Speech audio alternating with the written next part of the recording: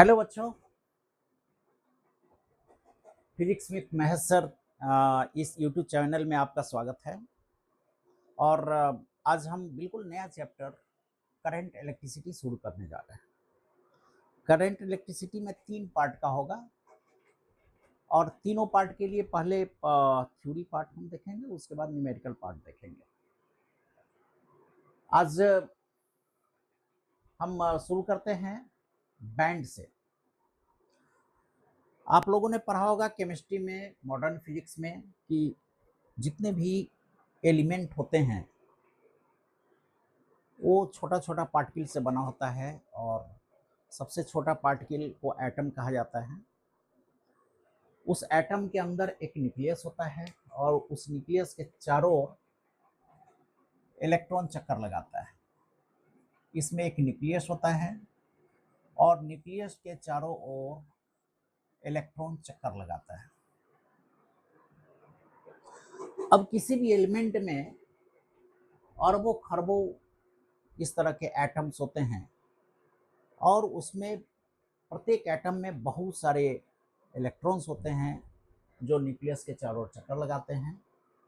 और जैसा कि हम जानते हैं कि एक एटम के अंदर जितने भी इलेक्ट्रॉन चक्कर लगाते हैं वो सबका अपना अपना एनर्जी लेवल होता है, डिफरेंट एनर्जी लेवल होता है।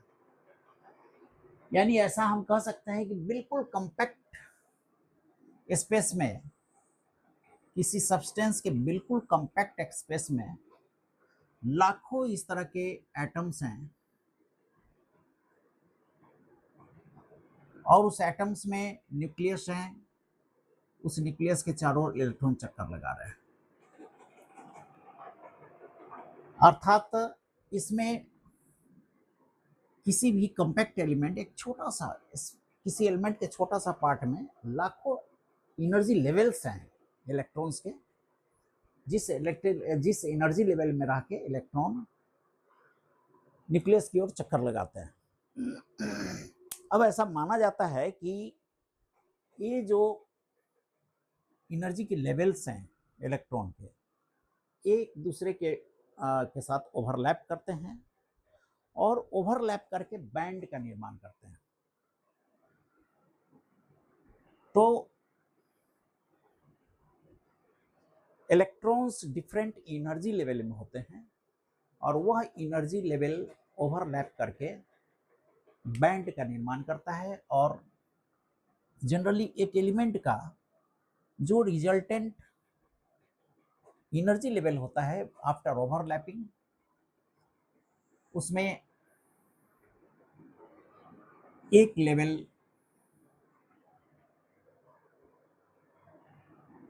कंडक्शन बैंड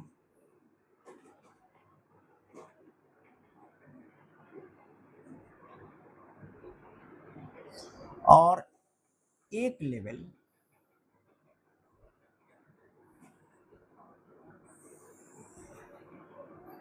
वैलेंस बैंड का होता है।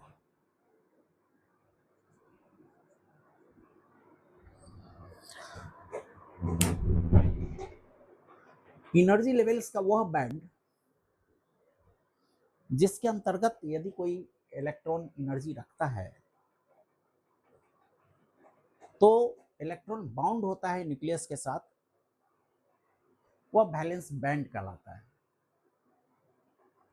और कंडक्शन बैंड में वैसे इलेक्ट्रॉन्स होते हैं, अर्थात वह एनर्जी का लेवल होता है जिस एनर्जी लेवल को यदि कोई इलेक्ट्रॉन प्राप्त कर ले तो वह पूरे एलिमेंट में मूव करने के लिए फ्री होता है, पूरे एलिमेंट में मूव करने के लिए फ्री होता है। अर्थात कंडक्शन बैंड का जो रिक्वायर्ड एनर्जी है, यदि किसी इलेक्ट्रॉन को मिल जाता है तो वह फ्री हो जाता है, फ्री होता है, चारों तरफ विद इन द कंडक्टर वो घूम सकता है।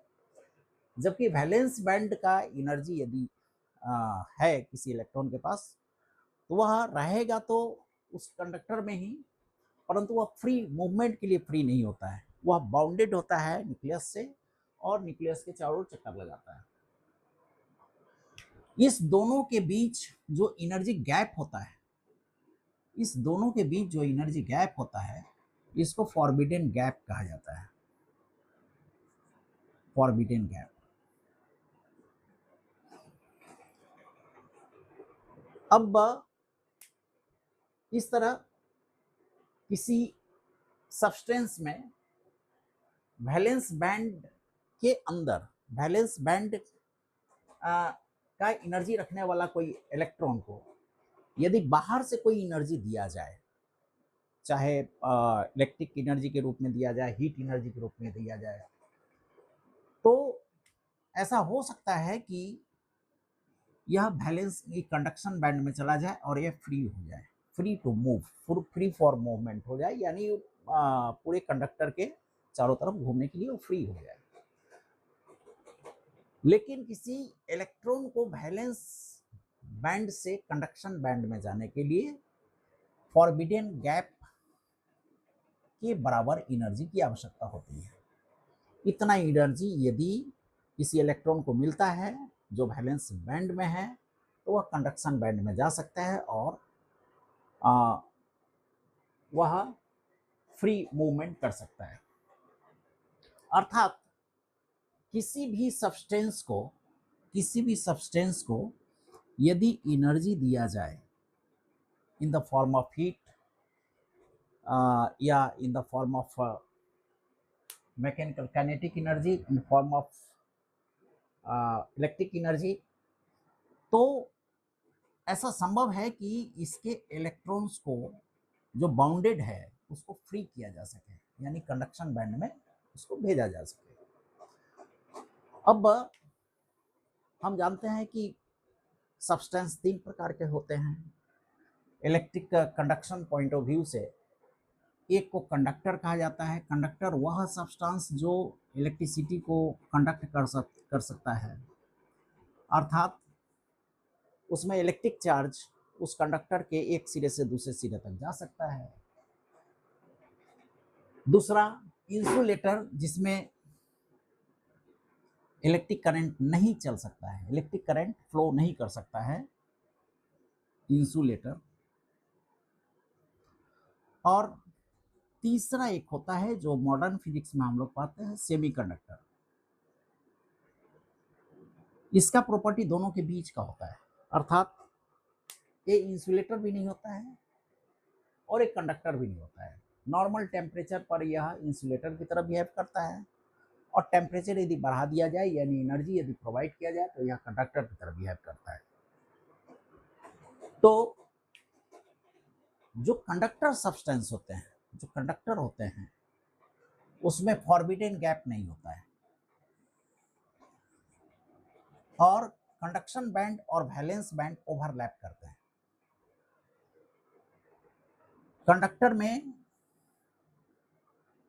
फॉरबिडन गैप नहीं होता है, फॉरबिडन गैप नहीं होता है और कंडक्शन बैंड और वैलेंस बैंड ओवरलैप करता है एंड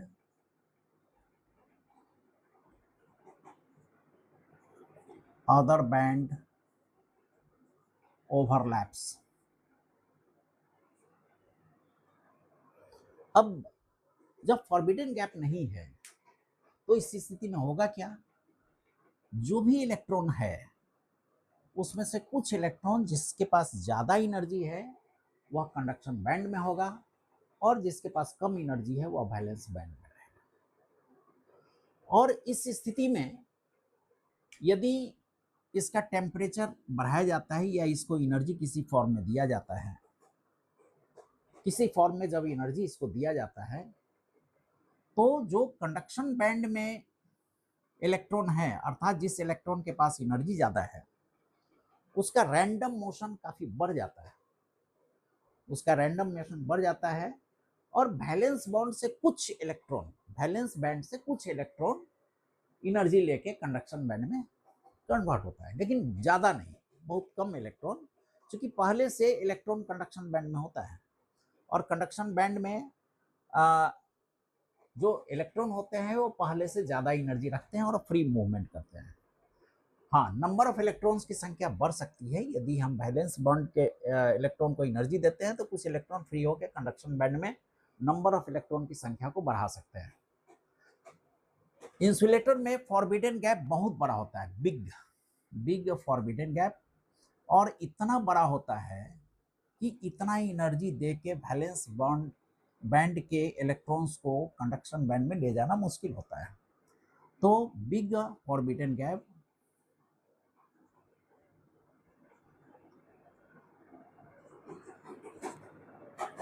बहुत बड़ा फॉरबिडन गैप होता है। कंडक्शन बैंड में कोई इलेक्ट्रॉन होता नहीं है, वैलेंस बॉन्ड में होता है, और यही कारण है कि इंसुलेटर के पास कोई फ्री इलेक्ट्रॉन होता नहीं है ताकि चार्ज को कैरी कर सके, अर्थात the bad conductor of electricity insulator होता है। सेमी कंडक्टर में नॉर्मल टेम्परेचर में, नॉर्मल स्टेज में सभी इलेक्ट्रॉन वैलेंस बॉन्ड में होते हैं, उसका फॉरबिडन गैप छोटा होता है। फॉरबिडन गैप इतना होता है कि हम वैलेंस बैंड के इलेक्ट्रॉन्स को कुछ एनर्जी देके फॉरबिडन गैप को पूरा कर सकते हैं ताकि वह इलेक्ट्रॉन कंडक्शन बैंड में जाए, अर्थात हीट देके या अन्य माध्यमों से एनर्जी देकर वैलेंस बैंड के इलेक्ट्रॉन्स को हम उसे कंडक्शन बैंड में भेज सकते हैं, और उस सब्सटेंस का कंडक्टिविटी, इलेक्ट्रिकल कंडक्टिविटी को हम बढ़ा सकते हैं।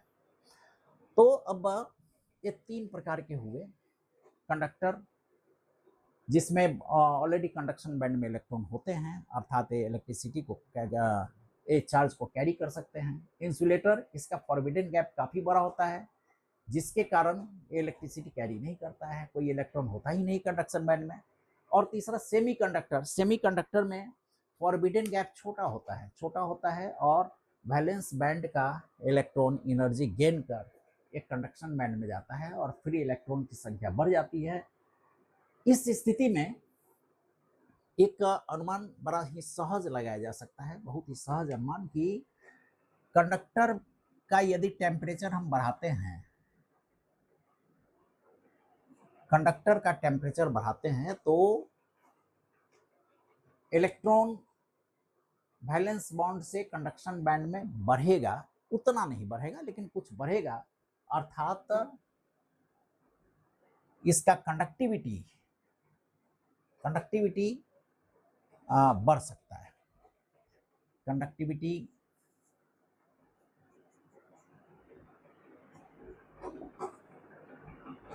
बढ़ेगा यदि टेम्परेचर बढ़ेगा तो, कंडक्टर के लिए। लेकिन इंसुलेटर के लिए टेम्परेचर के बढ़ने का कंडक्टिविटी पर कोई प्रभाव नहीं पड़ता है, और सेमी कंडक्टर में उसी तरह टेम्परेचर यदि बढ़ेगा तो कंडक्टिविटी बढ़ेगा, कंडक्टिविटी भी राइज। तो इस तरह हम देखें कि कोई भी सब्सटेंस इलेक्ट्रिकली गुड कंडक्टर केवल तभी होगा जब उसके कंडक्शन बैंड में नंबर ऑफ इलेक्ट्रॉन्स की संख्या ज़्यादा हो, और जिसमें जितना ज़्यादा नंबर ऑफ इलेक्ट्रॉन्स होगा, जितना ज़्यादा नंबर ऑफ फ्री इलेक्ट्रॉन्स होगा, वह उतना ही अच्छा कंडक्टर होगा, और जिसमें इलेक्ट्रॉन्स कम होगा वह बैड कंडक्टर होगा। फॉरबिडन गैप में, फॉरबिडन गैप यदि बहुत बड़ा हो तो वह एलिमेंट बैड कंडक्टर होगा, फॉरबिडन गैप यदि छोटा हो तो वह अच्छा कंडक्टर होगा। अब देखें, एक चीज इससे क्लियर हुआ कि किसी भी कंडक्टर में, किसी मेटल में चार्ज को कैरी करने के लिए फ्री इलेक्ट्रॉन्स की आवश्यकता होती है, यानी कंडक्शन बैंड में नंबर ऑफ इलेक्ट्रॉन्स का होना बहुत जरूरी है, तभी वह कंडक्टर वो इलेक्ट्रिक चार्ज को कैरी कर सकता है। अब मान लें ये इस तरह का फ्री इलेक्ट्रॉन्स है,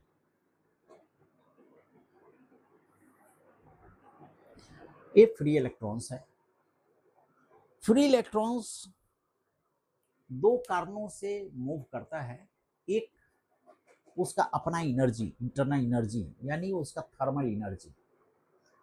थर्मल एनर्जी के कारण ये इलेक्ट्रॉन रैंडम मोशन में होता है, किसी भी एलिमेंट में रैंडम मोशन, अर्थात ये इलेक्ट्रॉन है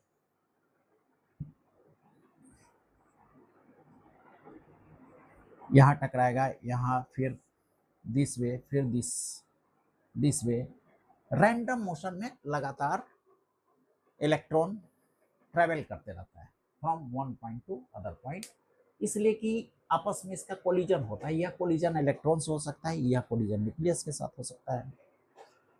तो लगातार कोलिजन होता है, आपस में टकराता है, इसको रैंडम मोशन कहते हैं, इलेक्ट्रॉन का रैंडम मोशन। यह रैंडम मोशन केवल फ्री इलेक्ट्रॉन में होता है। फ्री इलेक्ट्रॉन यानी जो इलेक्ट्रॉन कंडक्शन बैंड में होता है। अब दो कोलिजन के बीच इलेक्ट्रॉन के पाथ का जो स्पेस होता है उसको लैम्डा से डिनोट करते हैं और उसको मीन फ्री पाथ कहा जाता है। मीन फ्री पाथ अर्थात दो सक्सेसिव कोलिजन के बीच इलेक्ट्रॉन जो दूरी तय करता है वह मीन फ्री पाथ कहलाता है, लैम्डा से डिनोट करते हैं। और दो सक्सेसिव कोलिजन के बीच जो टाइम लैप्स होता है, एवरेज टाइम लैप्स होता है, उसको हम टाउ से डिनोट करते हैं और उसको रिलैक्सेशन टाइम कहते हैं, रिलैक्सेशन टाइम। फिर से देखें इसको, इलेक्ट्रॉन थर्मल एनर्जी के कारण अर्थात उसका इंटरनल एनर्जी के कारण वह रैंडम मोशन में होता है। रैंडम मोशन अर्थात वह अनदर इलेक्ट्रॉन से या न्यूक्लियस से टकराता है और इस तरह जिगजैग पाथ फॉलो करता है। इस जिगजैग पाथ, ये जो रैंडम मोशन है, ये इसका डिग्री काफी बड़ा होता है, अबाउट 10⁵ मीटर पर सेकेंड का, काफी हाई स्पीड होता है। 10⁵ मीटर पर सेकेंड का रैंडम मोशन करता है। दो सक्सेसिव कोलिजन के बीच जो पाथ फॉलो करता है, पाथ वह मीन फ्री पाथ कहलाता है। और जो टाइम लैप्स होता है दो सक्सेसिव कोलिजन के बीच, एवरेज, उसको रिलैक्सेशन टाइम कहते हैं, टाउ से डिनोट करते हैं। अब यदि इसमें कोई इलेक्ट्रिक फील्ड लगा दिया जाए, सपोज इलेक्ट्रिक फील्ड ई लगाते हैं, तो एक इलेक्ट्रॉन का चार्ज स्मॉल ई है, इसमें इलेक्ट्रिक फील्ड ई यदि लगा दें तो E इंटू ई इस इलेक्ट्रॉन पर का टोटल फोर्स, इस इलेक्ट्रॉन पर इस इलेक्ट्रिक फील्ड के कारण टोटल फोर्स F, और F में यदि इलेक्ट्रॉन के मास से डिवाइड कर दें तो ये एक्सेलरेशन होना चाहिए, इस इलेक्ट्रॉन का एक्सेलरेशन होना चाहिए।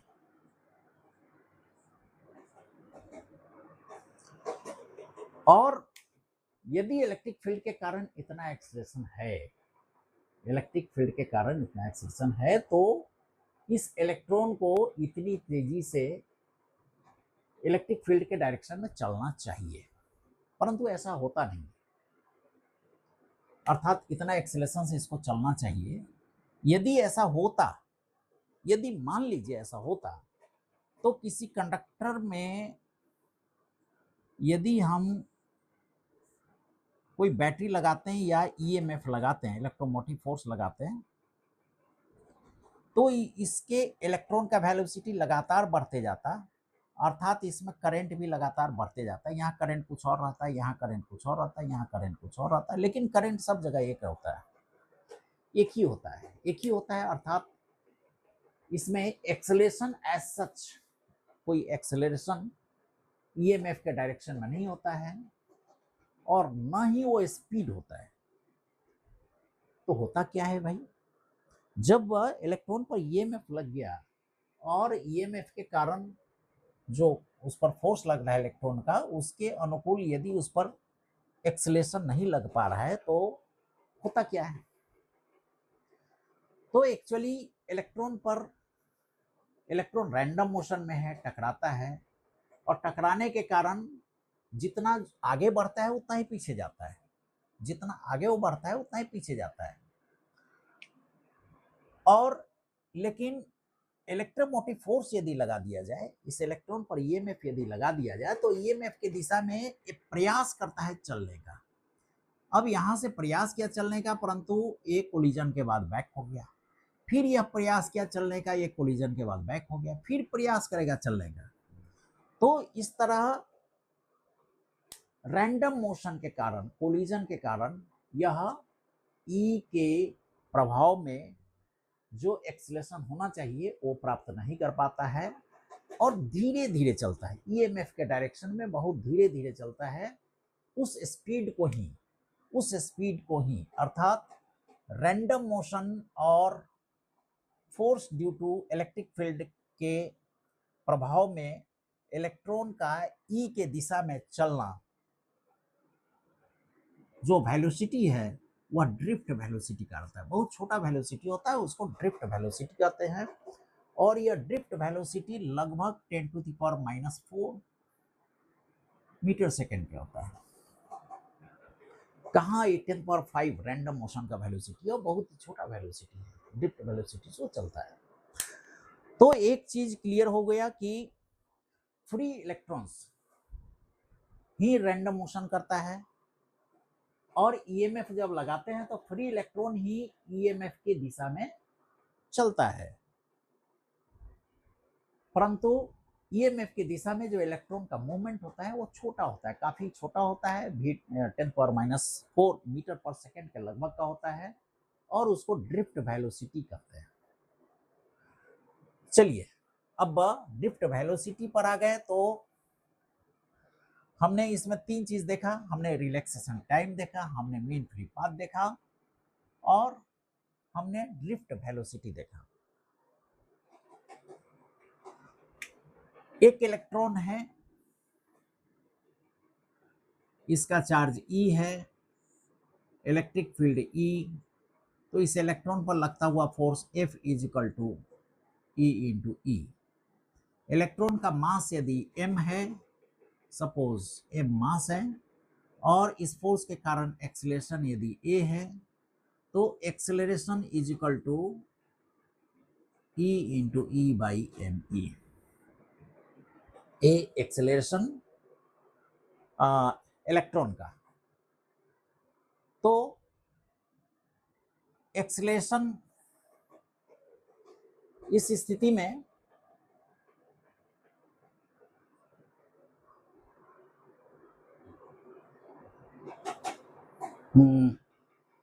ओके, तो इलेक्ट्रॉन का एक्सेलरेशन E/me। अब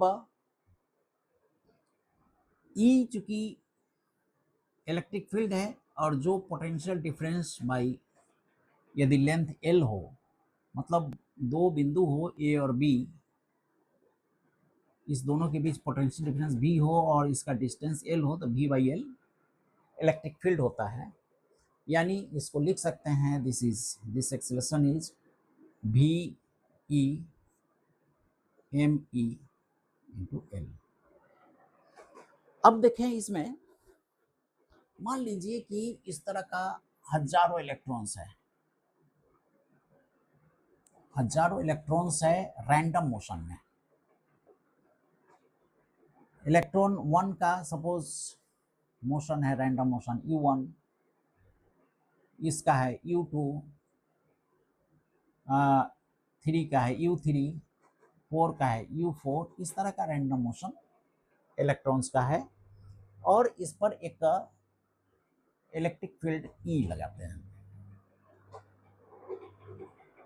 तो इलेक्ट्रिक फील्ड E के कारण पहला का यदि हम वेलोसिटी मान लीजिए V1 है, तो वेलोसिटी U1 + A, और यदि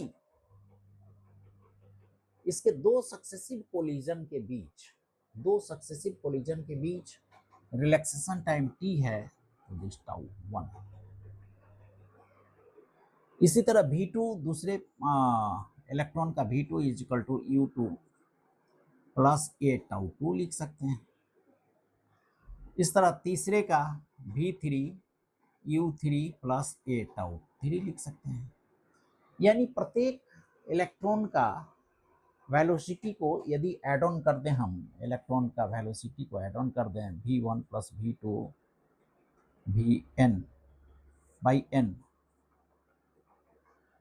तो यह इस इलेक्ट्रॉन का एवरेज वेलोसिटी यानी ड्रिफ्ट वेलोसिटी कैलकुलेट कर सकते हैं। This is drift velocity, average velocity calculate कर सकते हैं। This is u1 plus u2 plus u3 un divided by n and a tau 1 plus tau 2 tau n divided by n। देखिए u1 इसका random velocity है, random motion है, और जब कोई इलेक्ट्रिक फील्ड नहीं लगता है तो टोटल रैंडम मोशन 0 होता है, यानी this is 0 plus a relaxation time है, यानी एवरेज रिलैक्सेशन टाइम कह सकते हैं, a tau average divided by a tau average, यानी drift velocity v d is equal to a को यहां से ले सकते हैं v e upon m e l और टाउ एवरेज ड्रिफ्ट वेलोसिटी। तो एक ड्रिफ्ट वेलोसिटी का एक छोटा सा फॉर्मूला हमको यहाँ पर मिल रहा है, drift velocity v e tau divided by m l, v d tau divided by m l, एक ड्रिफ्ट वेलोसिटी का एक छोटा सा फॉर्मूला निकल रहा है। और इसमें हम देख रहे हैं कि पोटेंशियल यदि ज़्यादा होगा तो ड्रिफ्ट वेलोसिटी भी ज़्यादा होगा, यानी ई ज़्यादा होगा तो ड्रिफ्ट वेलोसिटी भी ज़्यादा होगा। अब चलिए इसको मैं मिटा दूं, हमें एक रिलेशन मिल गया v d is equal to v, इसको लिख लेता हूं, v d is equal to potential difference v e tau m into l, m जबकि मास ऑफ इलेक्ट्रॉन और एल डिस्टेंस। अब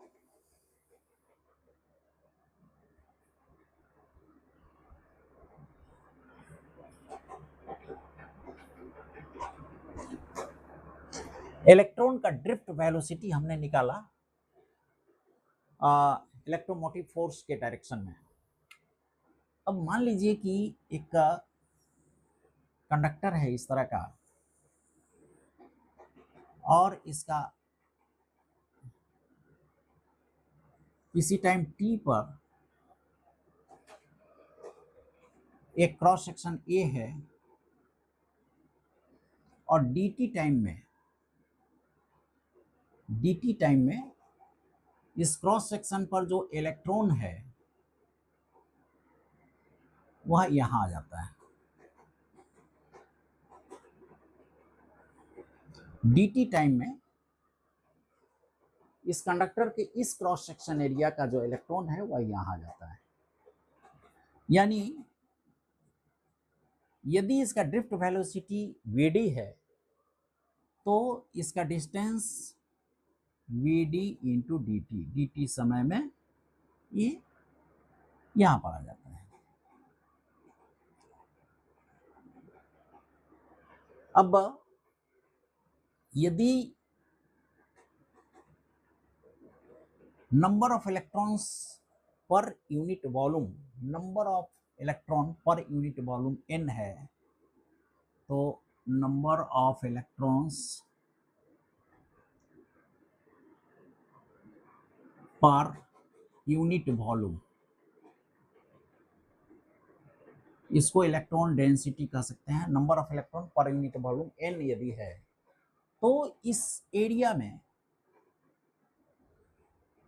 इस पूरे एरिया का vd इंटू dt इसका डिस्टेंस हो गया, इसका क्रॉस सेक्शन एरिया ये हो गया, यानी वॉल्यूम हो गया a इंटू vd dt, और n नंबर ऑफ इलेक्ट्रॉन से इन पर यूनिट वॉल्यूम से यदि गुना किया जाए इसको तो एक चार्ज हो जाएगा dq,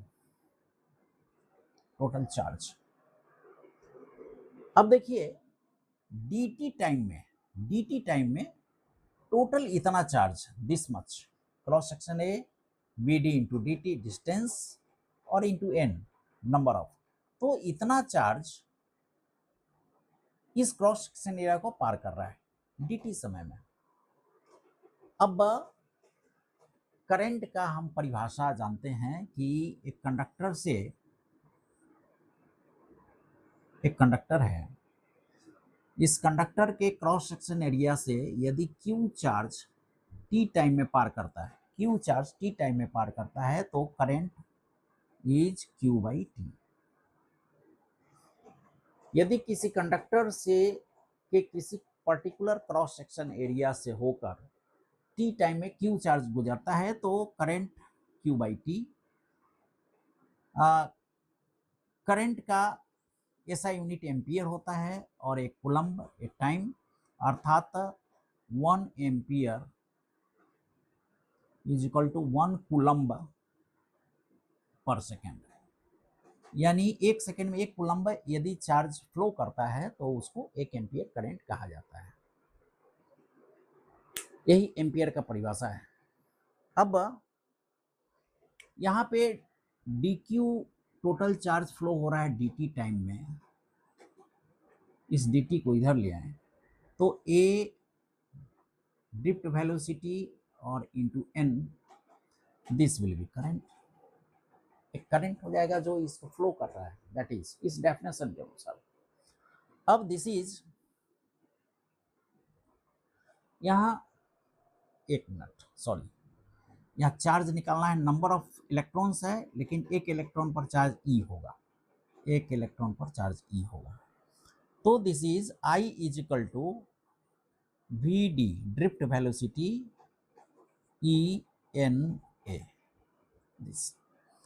यानी टोटल करंट, किसी भी कंडक्टर में टोटल करंट बराबर होगा उस इलेक्ट्रॉन का drift velocity, number of electron पर यूनिट वॉल्यूम, उसका क्रॉस सेक्शन एरिया और उसका इलेक्ट्रॉन पर चार्ज, इसके बराबर होगा। तो आई हमने निकाला और वी डी पहले से हम निकाल चुके हैं, ड्रिफ्ट वेलोसिटी हम पहले से निकाल चुके हैं, यहाँ पर करंट हमने निकाला। अब current is equal to v d e n a. Okay, अब दो रिलेशन हमें मिला। अब इस दोनों रिलेशन को हम कंबाइन करें। अब इस दोनों रिलेशन को जब हम कंबाइन करें तो हमें मिलेगा current I is equal to v d को VE relaxation time tau by ML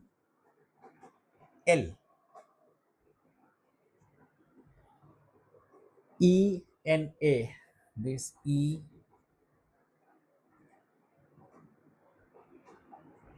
ENA,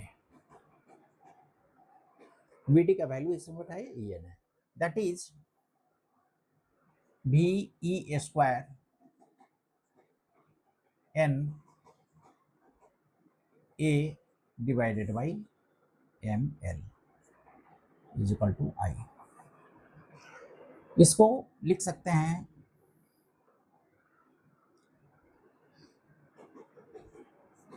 AL VE square N by M, VE square N by M, इसको इस तरह लिख सकते हैं। अब देखें I is equal to A by l. ये एक्चुअली कंडक्टिविटी है। हम जानते हैं ओम्स लॉ में कि यदि एक कंडक्टर का रेजिस्टेंस R है, V पोटेंशियल डिफरेंस है इस दोनों के बीच,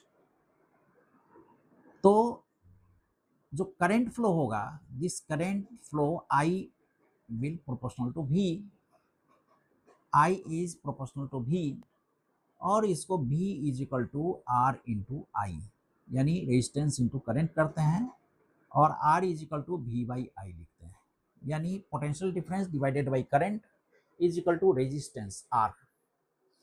अब यहाँ आई को हम वी बाई आर कह सकते हैं, this is V by R, I को V by R, this V by R is equal to V e square n m a by l लिख सकते हैं। भी को यदि कैंसिल कर दिया जाए और आर को इस तरह कर दिया जाए, इन्वर्ट कर दिया जाए, तो R is equal to m by e square n l divided by A. देखिए बड़ा ही महत्वपूर्ण एक एक्सप्रेशन हमें प्राप्त हुआ, बहुत महत्वपूर्ण एक्सप्रेशन प्राप्त हुआ। पहले इसको हम नोट डाउन कर लें, R is equal to m e square n l by A. अब इसको मैं मिटा देता हूं और यहां एक एक्सप्रेशन मिला। एक्सप्रेशन है कि किसी भी कंडक्टर का रेजिस्टेंस आर, किसी कंडक्टर का resistance are is equal to m mass of electron, charge of electron, number of electron पर यूनिट वॉल्यूम, उस कंडक्टर का लंबाई और उस कंडक्टर का क्रॉस सेक्शन एरिया के बराबर होता है। अब इस एक्सप्रेशन को, ये जो छोटा एक्सप्रेशन है, इसको रेसिस्टिविटी कहा जाता है। रेसिस्टिविटी जिसको हम रो से डिनोट करते हैं, तो rho is equal to m mass of electron, charge of electron into number of electrons in unit volume, जिसको रो से कहा जाता है। और उस स्थिति में किसी भी कंडक्टर का resistance are is equal to rho l by A होता है। एक बहुत ही बेहतरीन एक्सप्रेशन, और इससे बहुत सारे लगभग IIT मेंस में तो एक सवाल आता ही आता है इसे, इस फॉर्मूले से। तो यहाँ पर हमने देखा कि रो रेजिस्टिविटी, रो इसको कहा जाता है, रो को रेजिस्टिविटी कहा जाता है। Resistivity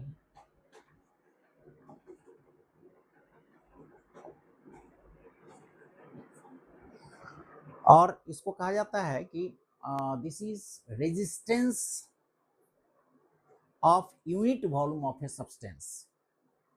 resistance of unit volume of a substance is called resistivity. अर्थात एक यूनिट वॉल्यूम जिसका क्रॉस सेक्शन एरिया 1 हो और लेंथ जिसका 1 हो, length 1, cross section area 1, unit volume का जो रेजिस्टेंस होता है वह रो होता है। तो rho is resistance per unit volume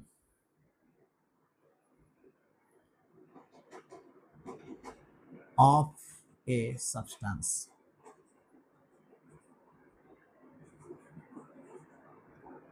is called resistivity. और किसी बॉडी का रेजिस्टेंस यदि निकालते हैं, रेजिस्टेंस, तो रेसिस्टिविटी इंटू उसका लंबाई divided by cross section area के बराबर होता है। तो इतना तक हमने देखा। अब हम देखेंगे कि टेम्परेचर का क्या प्रभाव पड़ता है, टेम्परेचर का रेजिस्टेंस पर क्या प्रभाव पड़ता है। अब देखें, पहले हमने देखा था 3 के बारे में, एक कंडक्टर के बारे में हमने अध्ययन किया था, एक इंसुलेटर का हमने देखा था, और एक सेमीकंडक्टर का देखा था। सेमीकंडक्टर, यदि टेम्परेचर राइज होता है, टेम्परेचर बढ़ता है, तो कंडक्शन बैंड में नंबर ऑफ इलेक्ट्रॉन्स n में बढ़ता है। टेम्परेचर यदि बढ़ता है तो कंडक्टर में number of electrons conduction band में, कंडक्शन वैलेंस बॉन्ड से निकल के कंडक्शन बैंड में जाता है। इंसुलेटर में कोई परिवर्तन नहीं होता है, इंसुलेटर में कंडक्शन बैंड में जाता ही नहीं, बहुत बड़ा फॉरबिडन गैप होता है। तो टेम्परेचर का कोई इफेक्ट ना होता है, नो इफेक्ट। हाँ, एन डू नॉट चेंज कर सकते हैं कि कंडक्शन बैंड में एन में कोई चेंज नहीं होता है, और सेमी कंडक्टर की स्थिति में चेंज होता है, यानी एन राइज करता है, बहुत ज्यादा राइज करता है। एक कम राइज करता है नंबर ऑफ इलेक्ट्रॉन्स, इसमें ज्यादा राइज करता है। अब टेम्परेचर यदि बढ़ता है, टेम्परेचर बढ़ता है तो इलेक्ट्रॉन में काइनेटिक एनर्जी बढ़ता है, अर्थात रैंडम मोशन बढ़ जाता है उसमें। जब रैंडम मोशन बढ़ेगा तो दो कोलिजन के बीच रिलैक्सेशन टाइम कम जाएगा, यानी टाउ जो है टाउ कमेगा, यानी टेम्परेचर यदि बढ़ता है तो टाउ भी डिक्रीज, टाउ डिक्रीज करेगा। इंसुलेटर में भी टाउ डिक्रीज करेगा, और सेमीकंडक्टर में भी टाउ डिक्रीज करेगा। लेकिन कंडक्टर में नंबर ऑफ इलेक्ट्रॉन्स बढ़ने की तुलना में टाउ ज्यादा डिक्रीज करेगा। मतलब टाउ डिक्रीज, इसका जो रेट है this will be greater than this, n से ज्यादा होता है, यानी टाउ ज्यादा डिक्रीज करेगा। टाउ ज्यादा डिक्रीज करने का मतलब ये हुआ कि रैंडम मोशन ज्यादा होगा। अब जब टाउ डिक्रीज करेगा, यहां देखिए, जब टाउ डिक्रीज करेगा तो रेजिस्टेंस बढ़ेगा, टाउ डिक्रीज करेगा तो रेजिस्टेंस बढ़ेगा, एन जब इंक्रीज करेगा तब रेजिस्टेंस कमेगा। तो एन तो इंक्रीज किया कंडक्टर में, लेकिन बहुत कम किया, टाउ ज्यादा डिक्रीज किया। इसका मतलब टेम्परेचर जब बढ़ेगा तो कंडक्टर का resistance will also rise. Temperature बढ़ेगा तो कंडक्टर का रेजिस्टेंस बढ़ेगा। इंसुलेटर के रेजिस्टेंस पर कोई इफेक्ट नहीं होगा, नो चेंज, नो चेंज। और सेमीकंडक्टर में नंबर ऑफ इलेक्ट्रॉन्स का संख्या बहुत तेजी से बढ़ता है टाउ के तुलना में, इसलिए यहां उल्टा इफेक्ट होगा, नंबर ऑफ इलेक्ट्रॉन बड़ा होता है यानी रेजिस्टेंस कमता है, यानी दिस रेजिस्टेंस विल ड्रॉप। यानी टेम्परेचर बढ़ाएंगे तो सेमीकंडक्टर का रेजिस्टेंस कमेगा, कंडक्टिविटी उसका बढ़ेगा, और कंडक्टर का रेजिस्टेंस बढ़ेगा। तो ये है temperature dependency of resistance on temperature. अब एक बड़ा ही महत्वपूर्ण चीज यहां देखेंगे हम लोग, इसको मिटा दूं पहले।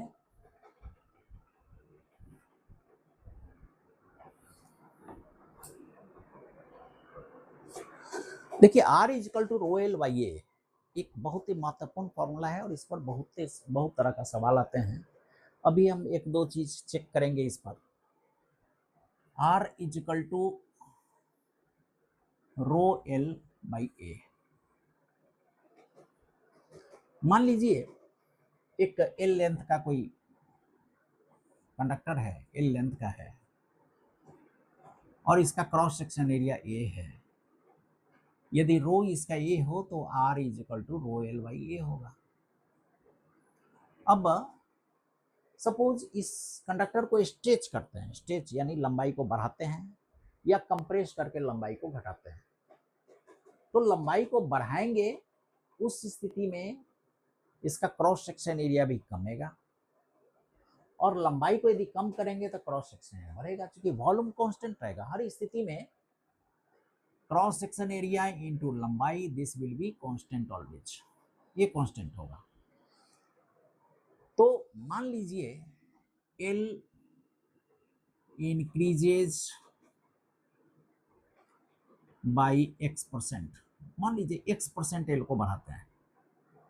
x% एल का बढ़ने का मतलब यह हो गया कि एल हो गया एल प्लस x बाई 100 और इंटू एल हो गया, एल का लंबाई इतना हो गया।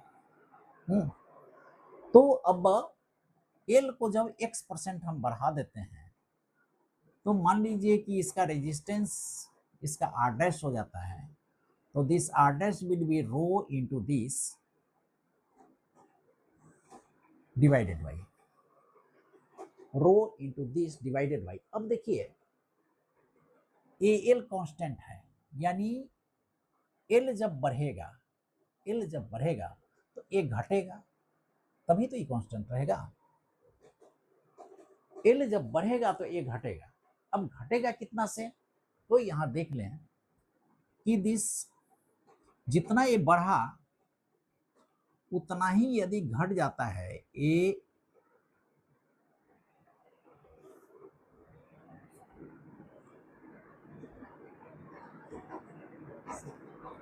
1 + x/100 चेक कीजिए।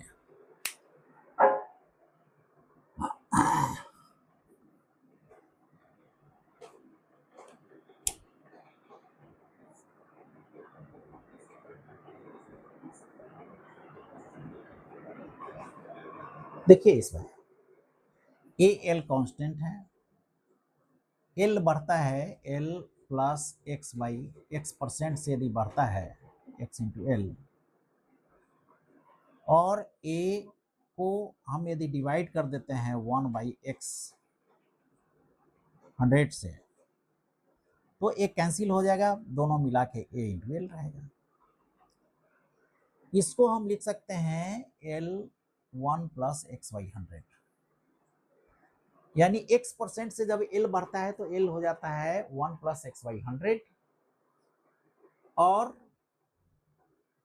यदि a x परसेंट से कम हो जाता है, x परसेंट से कम हो जाता है तो ये हो जाता है a/1 + x/100। क्लियर है? यानी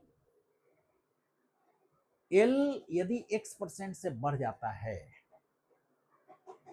तो proportionally a cross section area a/1 + x/100 हो जाएगा। यदि l x परसेंट से बढ़ता है तो a डिवाइडेड बाई 1 + x/100 हो जाएगा। उस स्थिति में r dash will be rho l by a और 1 + x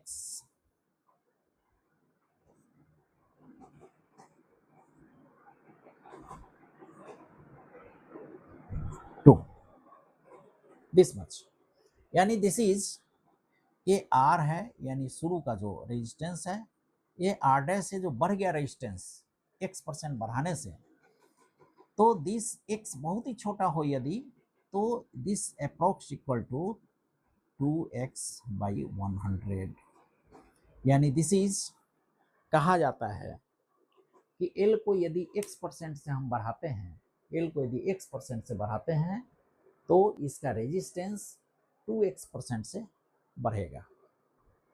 l को x परसेंट से बढ़ाते हैं तो रेजिस्टेंस 12% से बढ़ेगा। यानी सीधा सीधा आप सवाल बना सकते हैं कि एक कंडक्टिंग वायर है, कंडक्टिंग वायर को यदि लंबाई को 0.2% से बढ़ा दिया गया तो इसका रेजिस्टेंस कितना परसेंट बढ़ेगा, दैट विल बी 0.4% बढ़ेगा।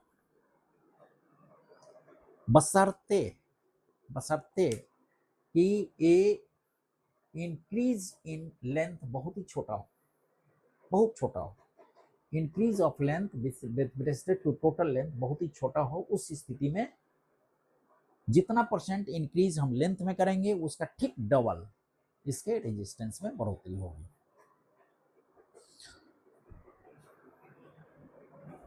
इस पर हम लोग क्वेश्चन भी लेंगे, और यह समझ जाने के बाद बहुत ही आसान हो जाता है। और इसमें दो चीजें याद रखनी है, x को यदि l को लंबाई को यदि x परसेंट से बढ़ाते हैं, लंबाई को यदि x परसेंट से बढ़ाते हैं तो लंबाई हो जाता है 1 + x/100, और कॉरस्पॉन्डिंग जो क्रॉस सेक्शन एरिया है लंबाई बढ़ने के कारण वह हो जाता है a/1 + x/100।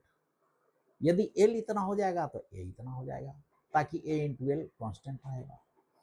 अब l जब इतना होगा, l जब बढ़ गया, a बढ़ गया, तो r कितना बढ़ेगा, आर ऑब्वियसली आर हो जाएगा 1 प्लस x/100 का होल स्क्वायर, कितना आर इतना गुना बढ़ जाएगा आर इंटू दिस।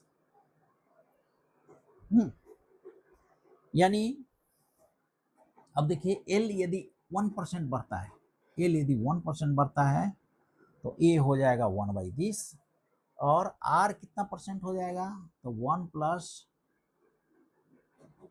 0.01 का होल स्क्वायर, यानी 1.01 का होल स्क्वायर इतना परसेंट, इतना टाइम्स आर बढ़ जाएगा, कितना टाइम्स 0.012 टाइम्स। इसी तरह यदि गुणक में हम कहें, गुणक में यदि कहें कि यदि एल 2 गुना बढ़ता है तो ए हाफ हो जाएगा और आर भी 2 गुना बढ़ जाएगा, सॉरी 4 गुना, सॉरी एक्स स्क्वायर है।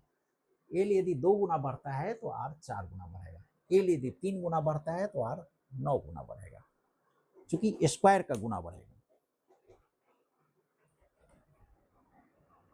एक छोटा सा और चीज हम देख लें, इस पर सवाल पिछले कुछ साल से आने शुरू हुए हैं। मोबिलिटी ऑफ चार्जेस, मोबिलिटी पूछा जाता है कि मोबिलिटी ऑफ इलेक्ट्रॉन या मोबिलिटी ऑफ चार्ज क्या है। मोबिलिटी ऑफ चार्ज ये हालांकि पहले चर्चा में नहीं थी, परंतु अब है। मोबिलिटी को हम म्यू से डिनोट करते हैं, और यूनिट इलेक्ट्रिक फील्ड के चेंज से, यूनिट इलेक्ट्रिक फील्ड में यदि यूनिट चेंज करते हैं, यानी V/L में यदि चेंज करते हैं तो VD में कितना परिवर्तन होता है, VD में कितना परिवर्तन होता है वही मोबिलिटी कहलाता है। यानी mu is equal to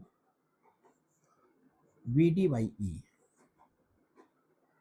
and this is equal to VD/E को हम लिख सकते हैं E τ/m। ये मोबिलिटी ऑफ चार्ज कहलाता है, जिस पर क्वेश्चंस आए हैं पिछले इसमें। कम्बिनेशन, ये शुरू से ही कम्बिनेशन के बारे में, 2 प्रकार के कम्बिनेशन है पढ़ते आए हैं, सीरीज कम्बिनेशन, पैरेलल कम्बिनेशन। और कैपेसिटर्स के ठीक उल्टा, यदि सीरीज कम्बिनेशन में 2 रेजिस्टेंस हो, 3 हो, 4 हो तो उसको सीधे सीधे हम अलजेब्रिकली जोड़ते हैं, और यदि पैरेलल में हो तो उसको 1/R1 1/R2 1/R करके हम ये करते हैं। तो अभी बस आज के लिए इतना ही। अब नेक्स्ट क्लास में हम इससे रिलेटेड जो IIT में आए हुए मेंस और एडवांस के क्वेश्चन हैं उसको सॉल्व करेंगे। ठीक है, पढ़ाई करते रहिए।